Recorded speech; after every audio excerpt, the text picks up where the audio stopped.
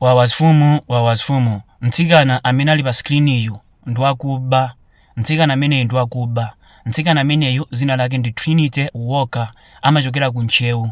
mtsikana ameneyu akukhala ku Cape Town, wabwerapo mpano. mtsikana ameneyu waba ndrama yokwana 2.5 million Malawi kwacha. Omu ndi mmene zilili. mtsikana ameneyu amapanga chibwenzi, ndipo akhala apanga chibwenzi ndi mnyamatayu kwa zaka ziwiri. Koma china chilichonse mnyamatayo akampangira, mwezi wina uliwonse amantumizira ndalama yokwana 100,000, imene ili 1.2 million Malawi kwacha pachaka. Ndipo kwapezeka kuti akupanga chibwenzi chonchicha, anthuwa ankapanga mapulani oti azakwatirane. Ndi mnyamatayu adamuza Trinity, ukudziwa chani, tsegula akaunti ndizitumizako ndalama zoti zapangire mapulogalamu athu aukwati. Trinity adatsegula akaunti, mnyamatayu adambotumiza ndalama kwa akaunti kuja za mapulogalamu awo aukwati. Ndi tsoka lake mayi yake a Trinity adamwalira. Anthuwa apanga mapulogalamu aukwati. Ndaramwalira mayi yake a Trinity adawuza kuti zaukwatizi sitingapange kaye, tizimise kaye, tipange kaye za maliro. Maliro anayikidwa ndipo china chilichonse chinali bwino. Amakhala ye nyamatayu amatumizabe ndalama zija kwa akaunti kuja mpaka na ndalamazo zinafika pa 2.8 million. Kumbukiraninso kumbali naye ya zakudya zindizi amantumizira 100,000 mwezi wina uliwonse. Ndipo kwapezeka kuti mwezi watha Trinity adasowa pa line.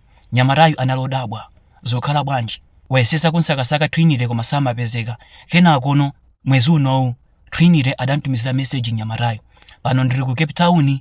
Yeyo analodabwa pozindikira kuti chibwenzi chake chija chili Cape Town, yeye samaziwa china chilichonse, zoti anali passport samaziwa. Zotsatira zake nyamatayu sanakhumudwe, adamuza Trinity, okay yabwino ndiye ndibwera kuzakutenga, chifukwa chakuti nyamatayu amaziwa kuti Trinity ndi mkazi wake. Koma Trinity ananena kuti ayi sabwera zanditenga, ndili bwino. Ndi nyamatayu anafusa nanga za ndalama zathu zija zimene timasunga za ukwati. Trinity atamva zimenezi anadula foni ndi kumbloka nyamatayu. Ndi nyamatayu anasausidwa mu mtima, adayimbira foni kwawo, akwawo anapita kwa afumu. Afumu anamuimbira foni Trinity.